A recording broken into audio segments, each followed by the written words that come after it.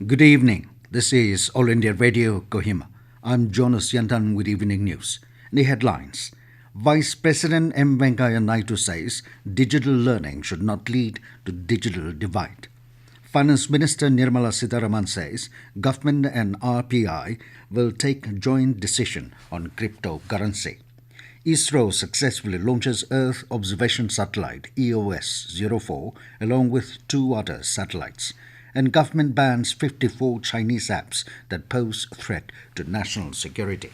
With the new Omicron variant of coronavirus causing concern, we appeal our listeners to be vigilant and to get fully vaccinated and help others, including children between 15 and 18 years, to get vaccinated. Please continue to follow these 3 simple steps to stay safe. Wear a face mask, maintain 6 feet for social distancing, focus on hand and face hygiene. For any COVID-related information or guidance, contact national helpline numbers 011-2397-8046 and 1075 and state helpline number 18003450019. And now the news in detail. Vice President M. Venkaiah Naidu today stressed that while central and state governments are taking measures to promote digital learning, it is important to ensure that there is no digital divide. To ensure this, he called for increased access to the internet, especially in rural areas and remote places, and to keep inclusivity at the heart of the educational experience. The mantra should be embrace, engage, enlighten, and empower, he said. Addressing the gathering after inaugurating the Sports Center at the National Institute of Technical Teachers Training and Research in Chennai, Naidu expressed concerns about the impact of the pandemic on education. Calling for corrective action from the governments, Naidu suggested that one of the important measures is to upgrade the skills of teachers in e-learning. Emphasizing the importance of quality teacher training in India, the Vice President said teachers constitute the intellectual lifeline of a nation and plays a critical role in charting its development. Finance Minister Nirmala Sitharaman has said that the government and the Reserve Bank of India (RBI) are on board on the issue of cryptocurrency, and whatever decision is taken on it will be taken together. She said not just on cryptocurrency, but on every other thing as well, there is a complete harmony with which the government and the RBI is working. The minister said this while addressing media in New Delhi today after attending the Central Board of Directors of the RBI in its customary post-budget meeting. On the occasion, RBI Governor Shakti Kanda thus said the country's inflation projections are quite robust and the momentum of inflation right from last October onwards is on a downward slope. Indian Space Research Organisation has successfully launched Earth Observation Satellite EOS-04 along with two other satellites. India's Polar Satellite Launch Vehicle PSLV C-52 successfully injected Earth Observation Satellite EOS-04 into an indented Sun-synchronous polar orbit of 529 km altitude at 6:17 hours IST today from Satish Dhawan Space Center, Sriharikota. PSLV lifted off at 5:59 hours IST from the first launch pad. This was the 54th flight of PSLV and the 23rd flight of PSLV in XL configuration with 6 strap-on motors. The satellite EOS-04 is a radar imaging satellite designed to provide high-quality images under all weather conditions for applications such as agriculture, forestry and plantations, soil moisture and hydrology, and flood mapping. Government has banned 54 Chinese apps posing threat to national security.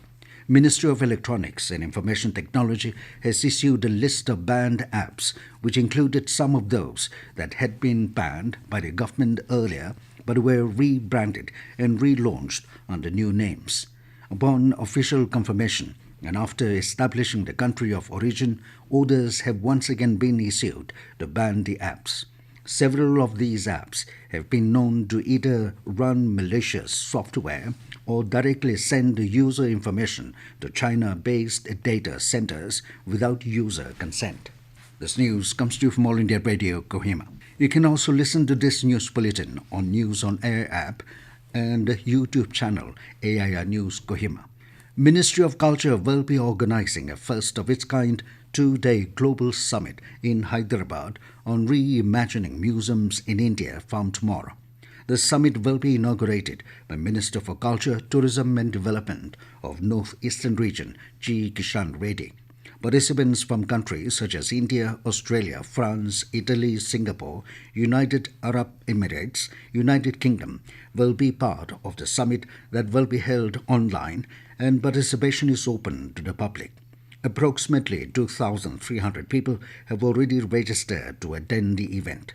The global summit will bring together leading luminaries, domain experts, and practitioners in the field of museum development and management from India and abroad and around the world to discuss best practices and strategies. A distribution program of toolkits for local craftsmen was held at Noklak recently at the DC office complex organized by Nagaland Handloom and Handicraft Cooperation Limited NHHCL. Managing Director NHHCL Zakapo Rotoka informed that the toolkit worth 10,000 rupees per beneficiary has been arranged as per requirement.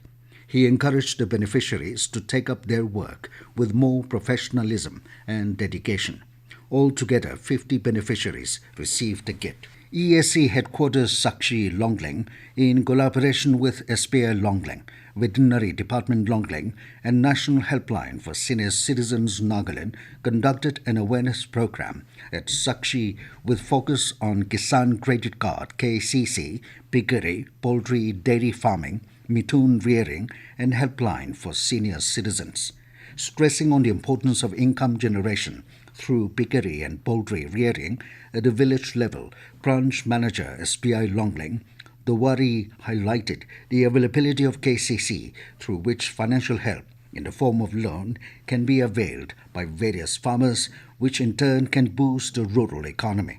Veterinary surgeon Dr. Au Yimsen Jamir spoke on the economic value of rearing livestock at a village level, while Field Response Officer, National Helpline for Senior Citizens Nagaland, Zopa Sato Thari, highlighted the role of their service for senior citizens in the district.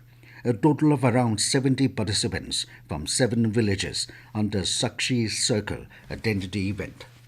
Deputy Commissioner and Chairman District Disaster Management Authority Dimapur, Rajesh Sundararajan, has informed that a mock drill exercise on earthquake will be conducted tomorrow by FAMEX. Therefore, the general public has been requested not to panic but cooperate with a mock drill which will be conducted at Pandaloons, Dimapur Government College and State Stadium. The DC further informed that normal traffic flow will be affected on certain routes during the exercise from 11 a.m. to 1 p.m. Nagaland today reported 39 new positive cases of COVID-19 and 67 recoveries. Of the cases reported, 25 were from Dimapur, 11 in Kohima, 2 in Twensang, and 1 case from Woka. With this, the state's total cases have gone up to 35,235, with 32,575 total recovered cases. State's active case currently stands at 434.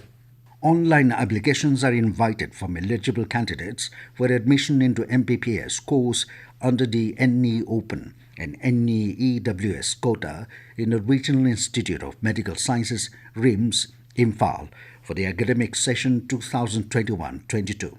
In a release, Teen Academic, RIMS, informed that the last date for receipt of applications is 19th of this month and counselling will be held on 24th February. For details, one may visit the Institute's portal at www.rims.edu.in. And now, 20 news, here are the main points again. Vice President M. Venkaiah Naidu says digital learning should not lead to digital divide. Finance Minister Nirmala Sitharaman says government and the RBI will take joint decision on cryptocurrency. ISRO successfully launches Earth Observation Satellite EOS-04 along with 2 other satellites. and government bans 54 Chinese apps that pose threat to national security. That is all we have in this evening news bulletin. Good night.